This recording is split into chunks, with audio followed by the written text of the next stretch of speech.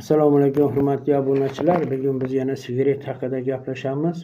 Nega sigaretni tashlashim kerak edi? Men qariyb 50 yil sigaret chekdim. Keyin o'zimga bir savol berdim. Nega men o'z pulimga o'zimga kasallik sotib olishim kerak? Avval sigaretga pul to'laysiz, keyin sog'lig'ingizni yo'qotasiz, so'ng yana pul sarflash, shifokor va dori-darmonga murojaat qilasiz. Sigaret nafaqat o'pkaga, balki yurakka ham zarar yetkazadi. Infarkt va insult xavfini oshiradi. Eng yaxshisi umuman boshlamaslik. Agar chekuvchi bo'lsangiz, ertaroq tashlang. Men 50 yillik odatni tashlagan bo'lsam, siz ham albatta tashlay olasiz. To'liq videoni Hayot Bobo kanalida tomosha qilasiz. Hayot Bobo kanalida nomi